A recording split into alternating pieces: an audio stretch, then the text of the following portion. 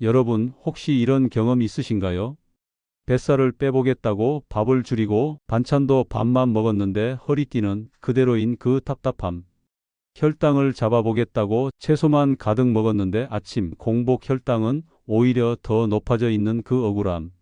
운동을 해도 피로는 줄지 않고 밤마다 몸이 붓는 느낌만 더 심해지는 그 낯선 불안. 많은 분들이 이렇게 말합니다. 나는 의지가 약해서 그래요. 나는 원래 안 되는 몸이에요. 그런데 여러분, 그건 절대 사실이 아닙니다. 여러분의 잘못도 아니고 의지 부족도 아닙니다. 제가 수십 년 동안 시니어들의 몸 변화를 연구하며 확신하게 된 단 한 가지 이유가 있습니다. 바로 세포가 나이를 먹기 때문입니다. 우리는 보통 혈관, 근육, 뼈만 늙는다고 생각하지만 진짜 먼저 변하는 것은 우리 몸을 이루는 세포의 성질입니다. 젊을 때 세포는 말랑말랑하고 유연합니다. 손가락으로 살짝 눌렀다가도 금방 탱탱하게 돌아오는 피부처럼 세포 하나하나가 탄력이 있죠. 그런데 나이가 들면 세포는 점점 돌처럼 딱딱해집니다. 마치 오랫동안 쓰지 않은 주방 환풍기처럼 기름때가 굳어 막혀 버리는 것과 같은 원리입니다. 세포가 굳어버리면 어떤 일이 벌어질까요? 첫째, 아무리 좋은 음식을 먹어도 세포 안으로 흡수가 잘 되지 않습니다. 둘째, 노폐물은 밖으로 빠져나오지 못해 세포 주변에 쌓이기만 합니다. 셋째, 혈당은 세포에 들어가지 못하고 혈액 속에만 떠다니게 됩니다. 그래서 살은 빠지지 않고 혈당은 오르고 피로는 쌓이고 붓기는 심해지고 변비는 더 악화되는 것입니다. 여러분의 식습관이 문제가 아니었습니다. 문제는 나이가 들며 굳어버린 세포가 더 이상 먹은 것을 제대로 활용할 수 없다는 것입니다. 그런데 여기서 중요한 사실이 하나 있습니다. 굳어버린 세포는 다시 말랑해질 수 있습니다. 그 변화의 열쇠는 값비싼 영양제도, 특별한 식단도, 극단적인 운동도 아닙니다. 아침에 마시는 따뜻한 소금물 한 잔, 이 단 하나가 세포를 다시 깨어나게 만드는 아주 강력한 신호가 됩니다. 저는 이 사실을 수많은 시니어 분들의 몸에서 확인했습니다. 그리고 저 자신도 마찬가지였습니다. 제가 아침 소금물을 시작한 뒤열이 둘레가 15cm 줄었고 혈당 수치가 90으로 떨어졌습니다. 식단을 절제한 것도 운동을 매일 한 것도 아닙니다. 그저 몸이 다시 흡수하고 배출할 힘을 찾아갔을 뿐입니다.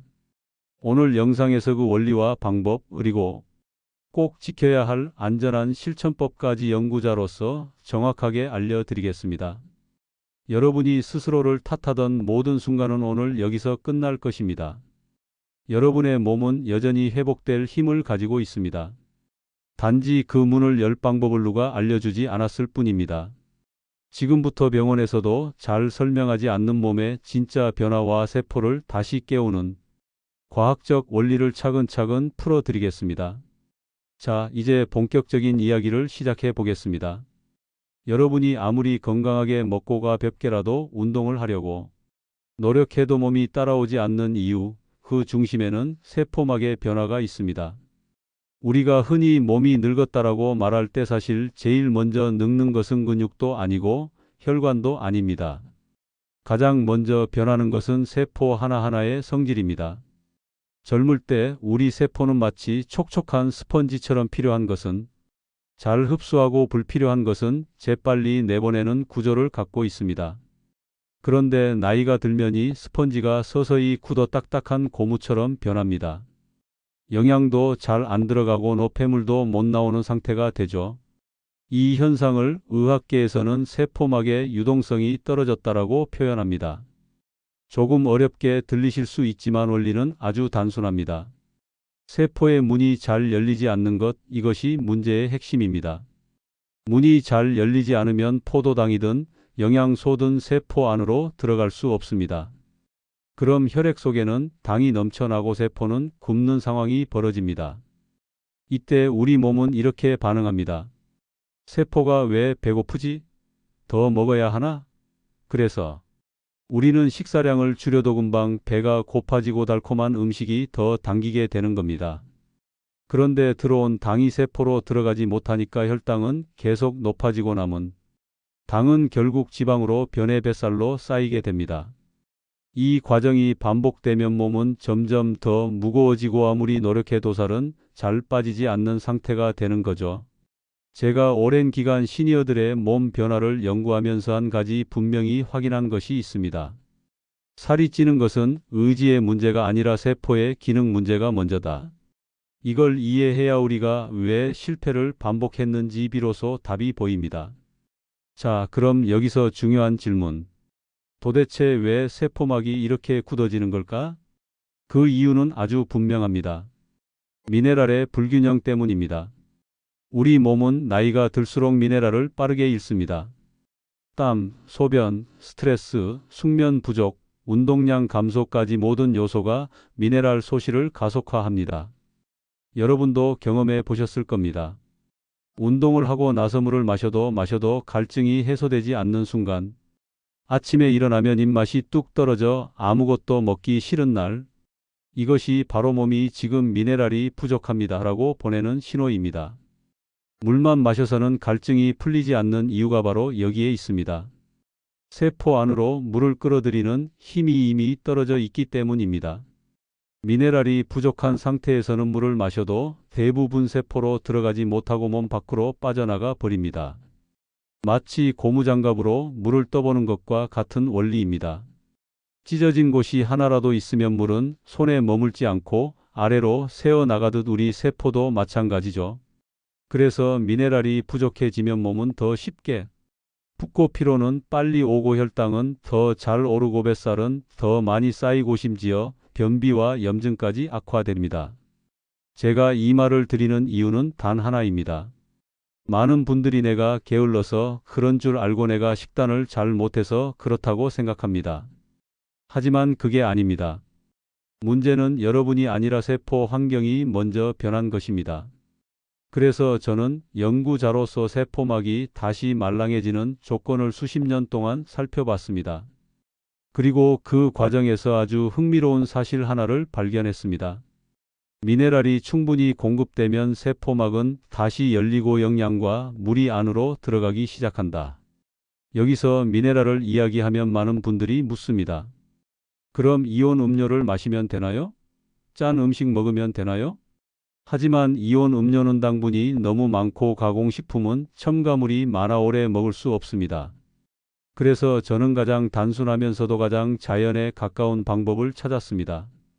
그게 바로 아침 소금물 한 잔이었습니다. 이제 많은 분들이 제게 이렇게 묻습니다. 선생님, 소금물이 정말 그렇게 큰 변화를 만들 수 있나요? 결론부터 말씀드리면 소금물이 모든 것을 해결하는 기적의 약이라는 뜻이 아닙니다. 하지만 세포의 문을 다시 여는 가장 단순한 방법이라는 점에서 효과가 크게 나타날 수 있습니다. 아침 소금물 한 잔이 우리 몸에서 만드는 변화는 크게 5가지입니다. 그리고 이 5가지는 서로 연결되어 있어 하나가 좋아지면 나머지도 함께 개선됩니다. 첫 번째 변화. 뱃살이 줄고 에너지가 살아납니다. 뱃살이 잘 안 빠지는 가장 큰 이유는 지방 때문이 아니라 혈액 속에 남아있는 당 때문입니다. 음식을 먹으면 당이 혈액으로 들어오고 원래는 이 당이 세포 안으로 들어가 에너지로 쓰여야 합니다. 그런데 세포막이 딱딱해지면 문이 열리지 않아 당이 못 들어갑니다. 그럼 어떻게 될까요? 혈당은 계속 높아지고 남은 당은 결국 지방으로 바뀌어 뱃살이 점점 더 두꺼워집니다. 그런데 소금물 속 나트륨과 미네랄이 세포막의 통로를 열어 주면 마치 막혔던 문이 다시 움직이듯 포도당이 안으로 들어가기 시작합니다. 혈액 속 남은 당이 에너지로 쓰이기 시작하니까 에너지는 올라가고 뱃살은 줄어드는 거죠. 제가 만났던 80 가까운 한 어르신은 아침마다 1시간씩 움직이면 곧바로 소파에 쓰러져 2시간씩 잠들곤 하셨습니다. 그런데 소금물을 시작하고 일주일쯤 지나자 이상하게 오전이 버텨져요 라고 하시더군요. 허리띠도 점점 헐거워지고요. 이건 체중이 갑자기 빠진 것이 아니라 세포가 다시 에너지를 쓰기 시작한 증거입니다. 두 번째 변화. 혈당이 안정되고 당 문제 관련 증상이 완화됩니다. 혈당이 높다는 것은 당이 혈액 속에 떠다닌다는 뜻이고 세포가 그 당을 받지 못한다는 뜻이기도 합니다. 이 상태가 오래 지속되면 잦은 갈증, 소변이 자주 마려움, 피곤함, 무기력, 눈이 흐려짐 이런 증상들이 반복되죠. 그런데 세포막이 열리면 떠다니던 당이제 역할, 즉 에너지로 사용됩니다. 그러면 혈당이 자연스럽게 안정되기 시작합니다. 소금물이 혈당을 낮춘다가 아니라 세포가 당을 받아들일 힘을 되찾는다는 표현이 맞습니다. 제가 만난 60대 중반 여성분은 낮 동안 이유 없이 무기력하고 밤마다 갈증 때문에 물을 벌컥벌컥 마셨습니다. 그런데 소금물 한 잔을 꾸준히 마신 뒤 요즘은 갈증이 거의 사라졌어요 라고 하시더군요. 그 변화는 혈당이 아니라 세포 기능이 바뀐 결과였습니다. 세 번째 변화. 붓기가 빠지고 피부가 맑아집니다. 부종이라는 것은 몸속 물이 잘못된 곳에 쌓여 있다는 뜻입니다. 젊을 때는 물이 세포 안으로 잘 들어가지만 나이가 들면 세포막이 딱딱해져 물이 들어가지 못하고 세포 밖에 고이게 됩니다. 그래서 아침마다 눈꺼풀이 붓고 손발이 무겁고 얼굴이 커 보여 하루가 더 힘겹게 시작되는 것입니다.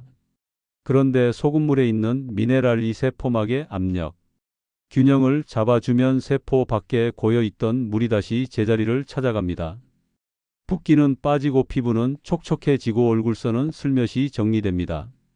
얼굴 붓기 때문에 아침 일정 잡기 싫다던 한 여성분은 소금물 2주 만에 요즘은 아침 얼굴이 깔끔해서 기분이 달라요 라고 하셨습니다. 붓기는 단순 미용 문제가 아니라 세포가 다시 살아났다는 신호입니다. 네 번째 변화. 만성 염증이 가라앉고 면역이 쉬워집니다. 만성 염증을 유발하는 가장 큰 이유는 내 몸에서 직접 생긴 노폐물 정체입니다. 세포가 딱딱하면 세포 안에서 생긴 쓰레기가 밖으로 나오지 못하고 쌓입니다. 그러면 몸은 그 찌꺼기를 적이라고 판단하고 면역 세포를 보내 공격합니다. 문제는 그 과정에서 정상 세포까지 같이 손상된다는 것입니다.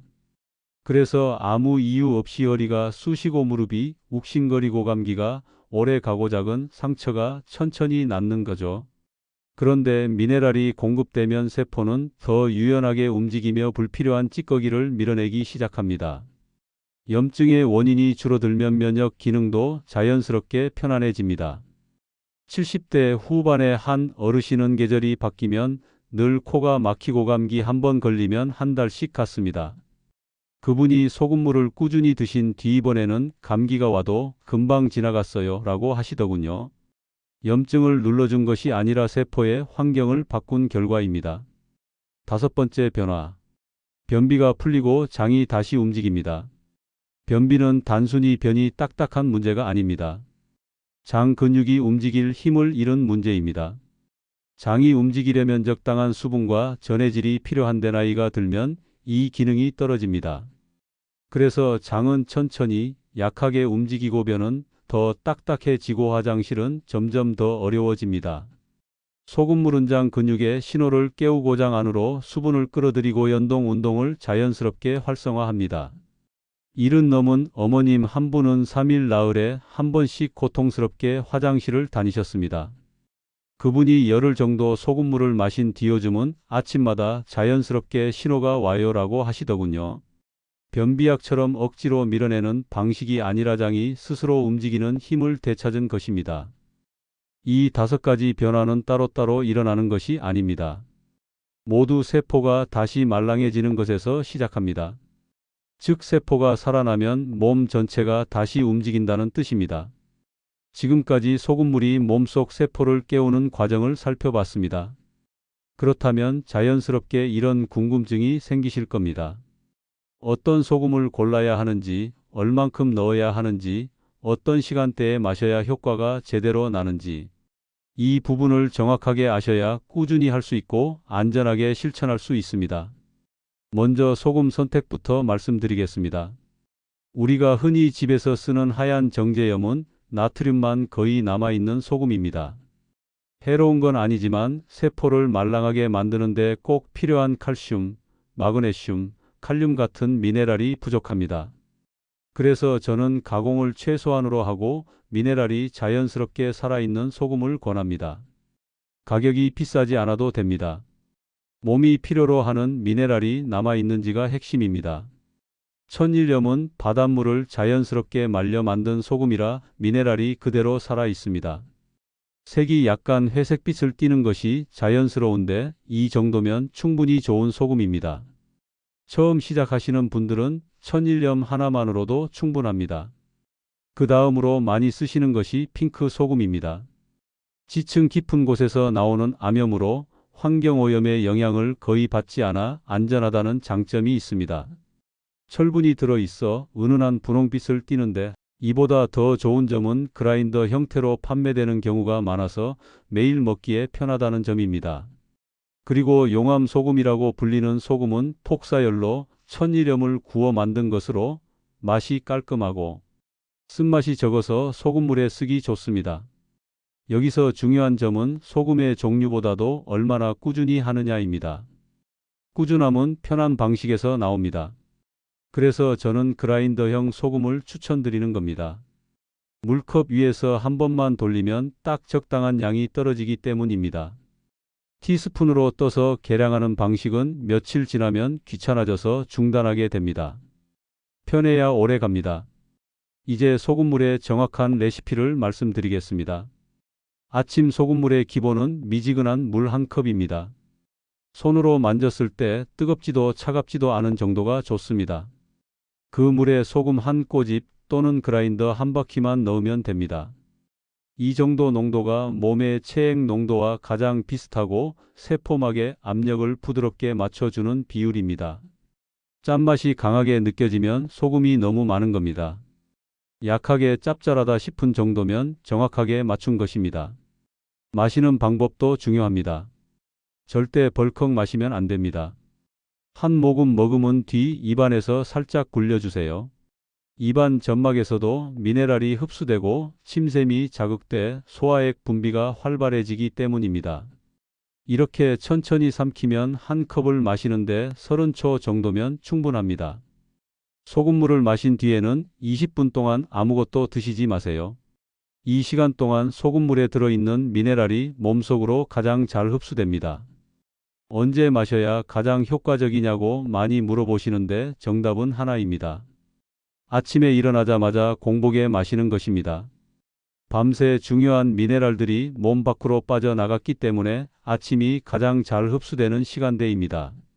식사 직후에 마시면 소금물이 가진 기능이 거의 사라지고 그냥 짠 음식 먹는 것과 같습니다. 몸이 적응하는데도 시간이 필요합니다. 제가 많은 분들을 관찰해 보면 첫째 주에는 배뇨가 조금 늘거나 갈증을 더 느끼는 적응기가 옵니다.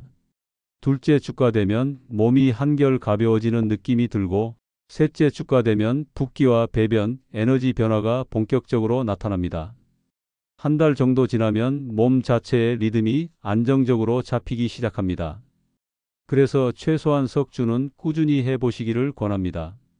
소금물을 마시면 몸이 수분 균형을 맞추기 위해 자연스럽게 갈증이 날 수 있습니다. 이때는 조금씩 자주 물을 마셔주시면 됩니다. 하루에 약 1.5리터에서 2리터 정도면 충분합니다. 한 번에 벌컥 마시는 것보다는 여러 번 나눠 마시는 것이 몸에 부담이 덜합니다. 마지막으로 꾸준함을 만드는 가장 쉬운 방법을 알려드리겠습니다. 침대 옆에 소금과 컵을 함께 두세요. 일어나자마자 바로 마실 수 있도록 동선을 만들면 잊어버릴 일이 없습니다. 작은 달력이나 메모에 체크하는 방식도 좋습니다. 규칙성이 생기면 몸이 그 리듬을 기억합니다. 이것이 소금물 건강법의 핵심입니다. 소금이 특별한 약이어서가 아니라 몸이 원래 갖고 있던 기능을 다시 깨워주기 때문입니다. 부드럽게, 규칙적으로, 천천히. 이 세 가지만 기억하시면 충분합니다. 이제 소금물 건강법의 원리와 실천 방법을 충분히 들으셨다면 마지막으로 꼭 알아두셔야 할 부분이 한 가지 있습니다. 바로 안전입니다. 어떤 건강 습관이든 무작정 따라 하기보다 자신의 몸 상태와 상황을 살피면서 실천하는 것이 가장 중요합니다. 안전을 지켜야 꾸준히 할 수 있고 꾸준함이 결국 변화를 만들어냅니다. 먼저 약을 드시는 분들에게 알려드릴 내용이 있습니다. 고혈압약이나 당뇨약, 그리고 이뇨제처럼 체액 조절에 관여하는 약을 드시는 분들은 반드시 담당 의사와 상의하시는 것이 좋습니다. 소금물이 직접적으로 약물과 충돌하는 것은 아니지만 체내 전해질 균형에 영향을 줄 수 있기 때문에 약 효능이나 흡수에 변화를 줄 수 있습니다. 가장 안전한 순서는 아침에 일어나서 소금물을 먼저 마시고 30분쯤 지난 뒤에 평소 드시는 약을 복용하는 것입니다. 이렇게 하면 소금물은 소금물대로 잘 흡수되고 약은 약대로 안정적으로 들어갑니다. 신장 질환이 있으신 분들은 조금 더 조심하셔야 합니다. 신장 기능이 떨어져 있을 때는 나트륨과 칼륨 같은 물질을 충분히 배출하지 못할 수 있으니 반드시 의료진과 상담하신 뒤에 시작해야 합니다. 신장은 우리가 생각하는 것보다 훨씬 섬세하게 작동하는 기관이라 안전을 최우선으로 하셔야 합니다. 특히 신장 기능이 정상의 30% 이하로 떨어져 있는 분들은 임의로 소금 섭취량을 늘리면 안 됩니다. 소금물을 시작하면 처음 사흘에서 닷새 정도는 소변이 잦아지거나 갈증이 평소보다 조금 더 느껴지는 경우가 있습니다. 이것은 몸이 새로운 균형을 맞춰 가는 과정에서 나타나는 흔한 적응 반응입니다. 몸에 고여있던 불필요한 수분과 노폐물이 빠져나가는 시기라고 이해하시면 훨씬 편안해집니다. 하지만 이 시기에는 외출하실 때 미리 화장실을 다녀오시는 등 작은 준비를 해 두시면 훨씬 부담이 줄어듭니다. 만약 소금물을 마신 뒤 속이 쓰리거나 메스꺼운 느낌이 들면 잠시 중단하시고 물을 충분히 드세요. 후에 다시 시작할 때는 양을 절반 이하로 줄여 아주 약한 농도로 시도해 보시고 그래도 불편함이 있다면 중단하고 의사와 상의하시는 것이 안전합니다. 몸이 보내는 신호를 무시하면 오히려 회복이 더 늦어집니다. 또 한 가지 기억하셔야 할 점이 있습니다. 소금물은 아침 공복에 마시는 것이 가장 좋고 약물과는 최소 30분 이상 간격을 두셔야 합니다. 특히 심장질환이 있으신 분들은 나트륨에 민감할 수 있으니 의료진과 상의 후에 시작하는 것이 좋습니다. 이 부분만 지키면 대부분의 분들께 안전하고 무리 없는 방법입니다. 이제 어떤 경우에 반드시 중단해야 하는가를 말씀드리겠습니다. 소금물을 마신 뒤 어지럼증이 생긴다거나 머리가 아프면 즉시 멈춰야 합니다. 손발이 유난히 붓거나 체중이 갑자기 늘어났다면 몸의 수분 균형에 변화가 온 것이니 체크가 필요합니다. 가슴이 두근거리거나 숨이 가빠지는 느낌이 드는 경우에도 바로 중단하시고 상담을 받으셔야 합니다. 소변량이 눈에 띄게 감소하는 경우 역시 신호입니다. 작은 변화라도 몸이 보내는 메시지는 귀 기울여 들으셔야 합니다. 그럼에도 대부분의 분들은 이런 문제 없이 안정적으로 적응해 나갑니다. 몸은 생각보다 지혜롭고 또 생각보다 천천히 변합니다.